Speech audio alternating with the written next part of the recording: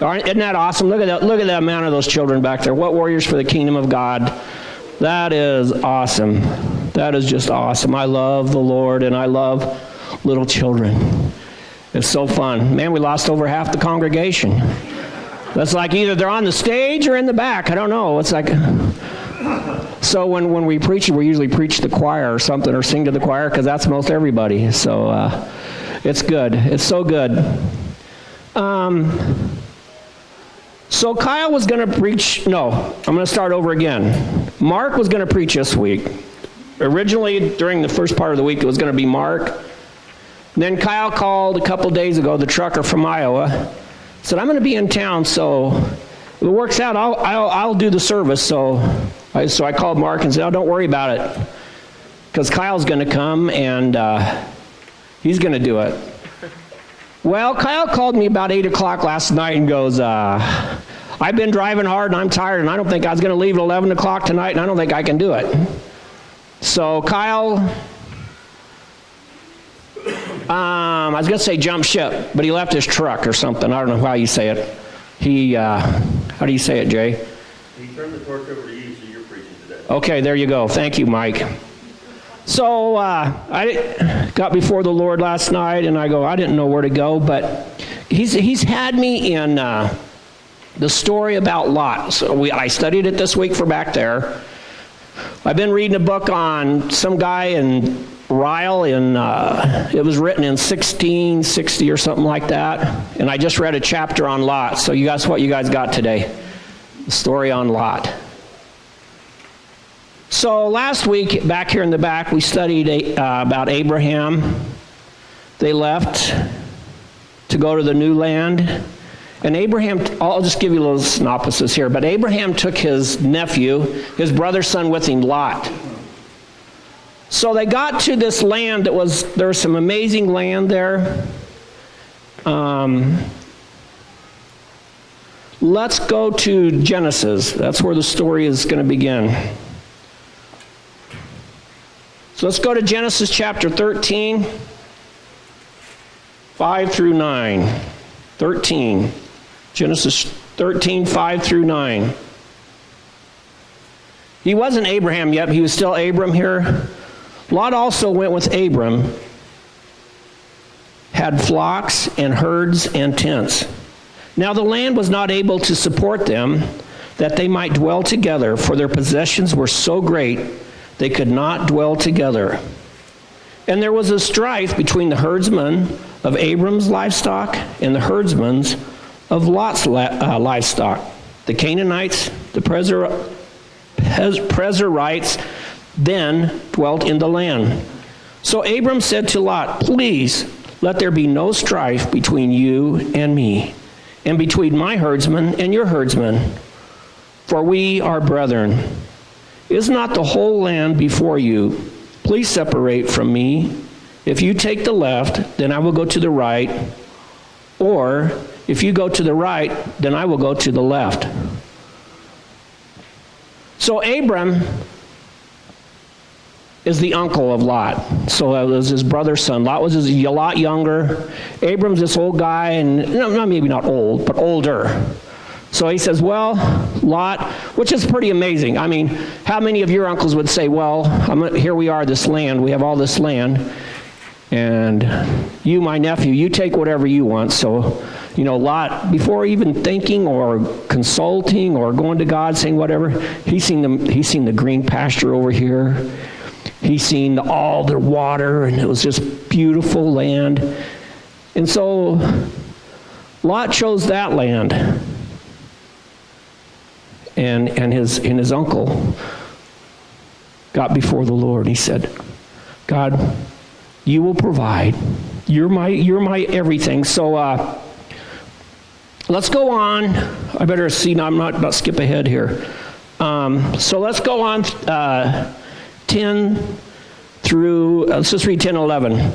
And Lot lifted his eyes and saw all the plains of the Jordan, that it was well watered everywhere, before the Lord destroyed Sodom and Gomorrah, like the garden of the Lord, like the land of Egypt, as you go toward Zoar. Then Lot chose for himself all the plains of the Jordan, and Lot journeyed east, and they separated from each other. So Lot takes all this really, really awesome ground. He chose for himself what he's seen in the flesh. Before consulting the spirit part, I mean, how many times in our life do we just go, ooh, that looks good there? Because it may prosper us, it may esteem us, our pride, it may build us up in something. Before consulting the Lord, going, God, what do you want for me? But in my flesh, it sure looks good over there. Man, I struggle with that, you guys. I struggle with trusting what my eyes see and not what my spirit man sees this way. Again, I mean, you guys have heard me a million times. Don't look this way, but look this way. So Lot chose his flesh. He looked at it in the flesh.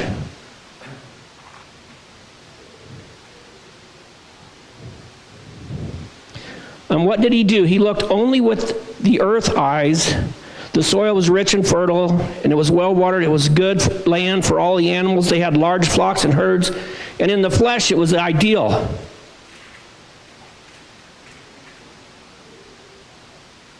But there was also a problem with that land. There was a city in that land over there. It was called Sodom. And read on. Let's go to 12. So Abram dwelt in the land of Canaan, and Lot dwelt in the city of the plains, and pitched his tent even as far as Sodom. So he lived in his tent, so think about it. You know, they're out there, so he pitched his tent. He hadn't yet dwelt anywhere except in his tent. So where did he pitch his tent? It was a great land, but if you go back there a little bit, I was just thinking about this as I was reading it. In verse 10, it said it was a wonderful place before God destroyed Sodom and Gomorrah. So the land must have changed quite a bit after that. Before that, it was a wonderful place. So he chose this, in the flesh, he chose this land flowing with milk and honey. Anyway, but I won't take that out of context there. But anyway, it was a wonderful place. But in that wonderful place, he pitched his tent towards Sodom. Instead of staying there, he's seen the bright lights, or as Brian used to always say, the shiny stuff in our life that distract us, whatever it is. There was a shiny thing over there. And then let's read in 13, but the men of Sodom were exceedingly wicked and sinful against the Lord. So it was a wicked place. So he pitched his tent near Sodom. This was a great mistake. He was playing with fire. The next time that Lot is mentioned, we'll find that out here shortly. He ended up from his tent. Now all of a sudden, where's he at now? He's not in his tent any longer. So let's read in... let's go to 13. Let's see where we at. He pitched his tent. But he ended up in, let me find it here. He ended up in Sodom. No more did he live in the tent, but he lived in Sodom. And so you see that beginning playing with fire ended up that, I think it's in 19.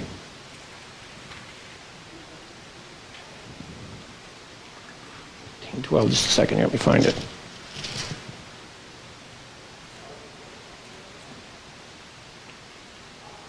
Okay, so it's 14:12. Then also took Lot, Abram's brother, who dwelt in Sodom. So now, this is the next time he's mentioned, and now instead of living in his tent, he ended up in the city, where it was a wicked city. So the beginning is, he walked in the flesh and not in the spirit. And so you can take that with Abraham and Lot's lives together. Abraham would represent the spirit man, and Lot represents the flesh man. So, I mean, my word, I want to encourage you to walk in the spirit and not in the flesh. So in 14:12 there it says, Lot left his tents and lived in Sodom where sin abounded. Will the decisions you make in life help you towards heaven or hell? So every decision, if we weigh it, is every decision I make going to lead me to heaven or to hell? So, I mean, it could be a tons of different things. It could be a job, a dwelling place, like he had to decide, your friends, a mate, a business partner, for worldly gain. But so carefully decide, and every decision you make, is it going to lead me this way? Is it going to lead me this way? Let's go to Genesis 19:1. And so, as Lot's dwelling in Sodom, we find that he gained a lot of clout in this wicked city because he was a righteous man. And so, you can't lose focus that he was the only righteous man found there, so God loved him through all these distractions. And you can find in your life, I found in my life, if I hang out with the wrong kind of people, it affects my spirit. My spirit man's affected.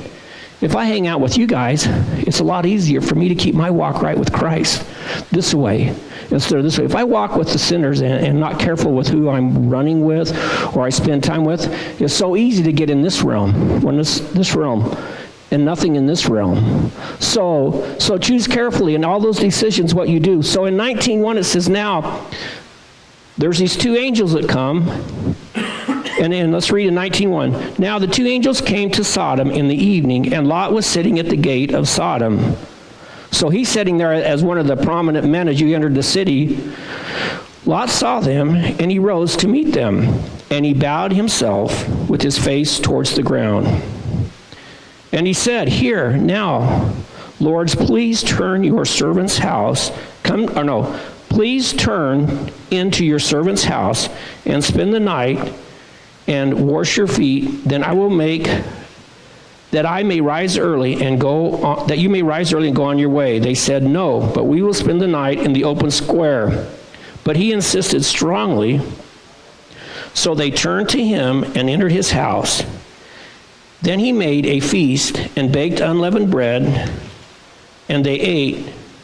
And now before they lie down, the men of the city of Sodom, both old and young, all the people from every quarter surrounded the house. I mean, this place was bad. We'll see here. Then they called Lot and said to him, we are the men who came to you tonight. Bring them out. Where are the men who came to you tonight? Bring them out to us that we may know them carnally. So Lot went out to them to the doorway and shut the door behind him and said, please, my brethren, do not do so wickedly. See, now I have two daughters who have not known a man. Please let me bring them out to you, that you may do to them as you wish. Only do nothing to these men, since this is the reason they have come under the shadow of my roof. I mean, that's just crazy. How could you do that as a father to your daughters? I mean, that's how that you kind of get messed up in your thought when you hang around people who it affects even your moral beliefs. It affects everything that you have. It can affect you. So if you hang around as you go, all this sin, it's like, so these two men, they must have been beautiful men. Of course, they were angels, so they probably looked somewhat like Jay. So, I mean, that's just kind of how I picture an angel. Just Jay comes to my mind. It's like, yeah. So, but the men wanted the men. And so Lot goes, no, you can have my daughters. Don't do anything to these men. So,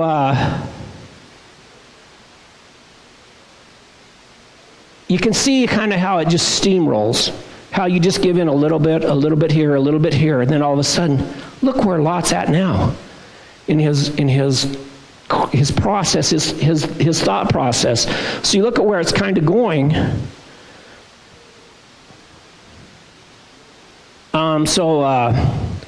Let's go to 9. Then they said, stand back.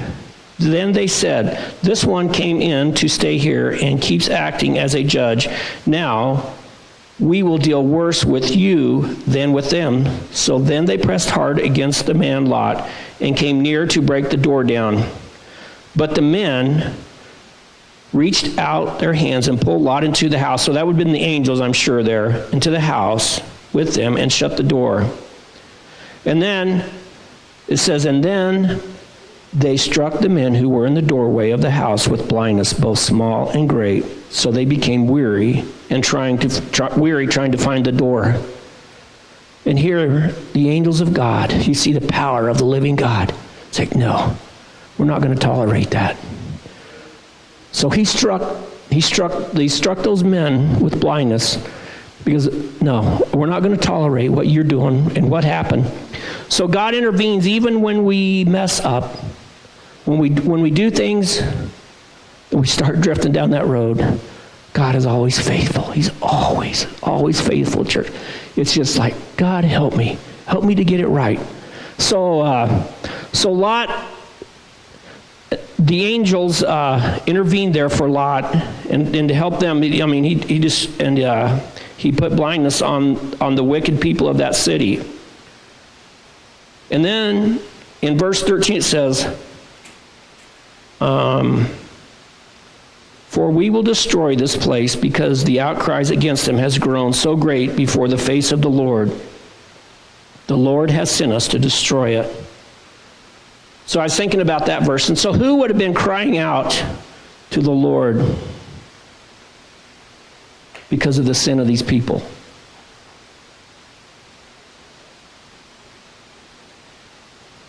So they're intercessory. I mean, that's just like somebody had to cry. It says, "And we will just, because the outcry of them has grown great before the face of the Lord, and the Lord has sent us to destroy it." The angels came. So Lot went out and spoke to his son-in-law, who married his daughters, and said, "Get up, get out of this place, for the Lord will destroy this city." But the son-in-law seemed to be joking. So they go, "Yeah, right, Lot." So even he was starting to have no effect even on his own family, his son-in-laws. I mean, that relationship you have. Of course, I guess Clint's not in here, so we can talk about son-in-laws. I mean, I know he knows his daddy-in-law's like, yeah, he's a crazy man anyway. So maybe that's what they thought. It's like, I had a crazy father-in-law anyway, so I don't want to listen to him. But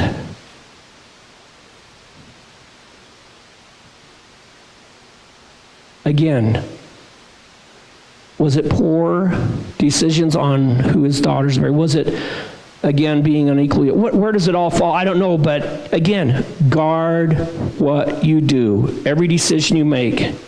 Let's go to 15. When the morning dawned, the angels urged Lot to hurry, saying, "Arise, take your wife and your 2 daughters who are here, lest you be consumed in the punishment of the city." And then 16 it says, so these angels are going, "Dude, you better hurry up and get out of here because it's going to go. It's going to burn." And while he lingered, the men took hold of his hand and his wife's hand and the hands of the 2 daughters.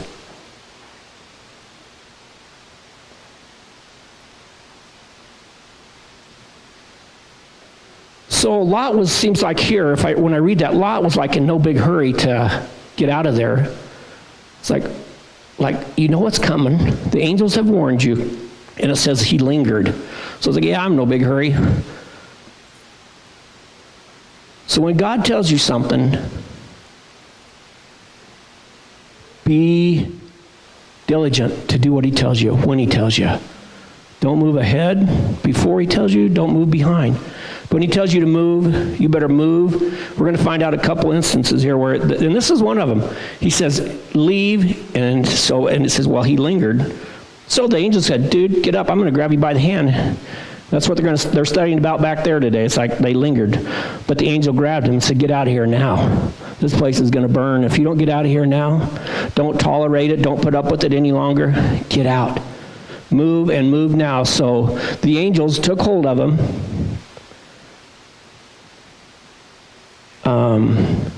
See, where did I quit there, you guys? And 16, while he lingered, the men took hold of his hand, his wife's hand, and the hand of his 2 daughters, and the Lord being merciful to him, they brought him out and set him outside of the city. So when it came to pass, as he brought them outside, he said, escape for your life. Do not look behind you, nor stay anywhere in the plains. Escape to the mountains, lest you be destroyed. So again, the angels give him another warning. First he told Lot, get out of here, hurry up, get out of here. And then the angel said as he's leaving, don't look back. So Abram had his wife and his 2 daughters with him. Is it Abram or Lot? It's Abram. Oh, Lot had his 2 daughters. Thank you, Casey. Lot had his 2 daughters, or his wife and his 2 daughters with him.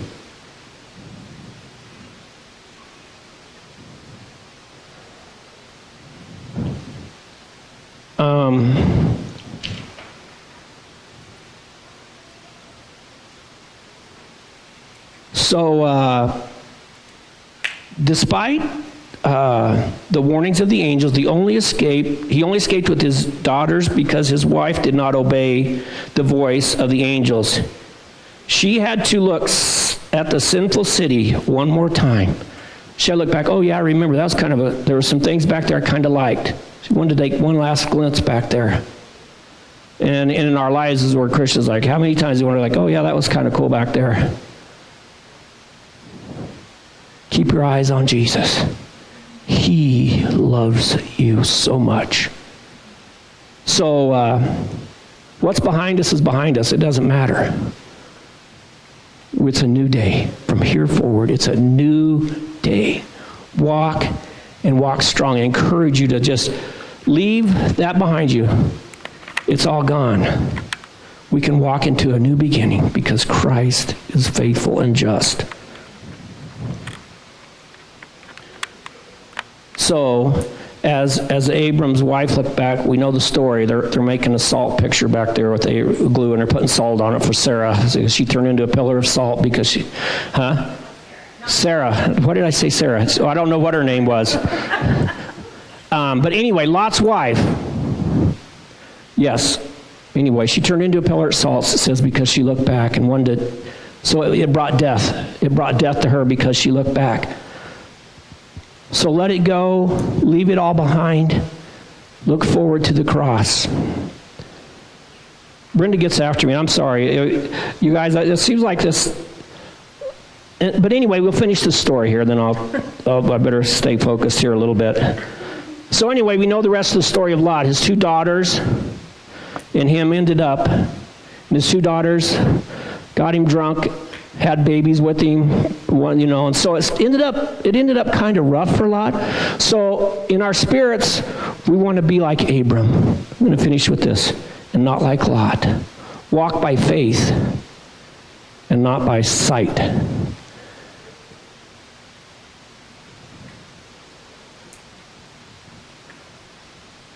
I don't want this to make your heart sad. My only point is to give you a friendly warning. Walk closely to God. Be really spiritual minded. I want you to behave like strangers and pilgrims in this land. I want you to be set apart, not like everybody else, because it says we're only strangers and we're pilgrims on a pathway to heaven. And I love you guys, and I know that I have crap and trash in my past, and put it behind me. I'm not going to turn around and look back. Because what matters is today. Your past doesn't determine your future. You can't let your past determine your future. So walk like Abram and not like Lot. So when you kick the bucket. Play it, Brenda. When you kick the bucket, when it happens in your life, will you know where you're going? Will you know where you're going? Make your calling assured. Know, because Jesus loves you a lot. He cares for you, but there's coming a day. And oh, what a day it's going to be. All eternity, you guys got to put up with me. Sorry, Jay. You guys got to put up with me. I love you guys. Remember, we're strangers and pilgrims in this land.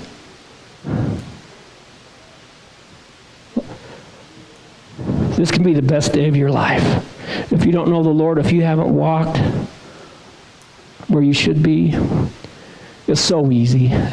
God told the woman at the well, repent.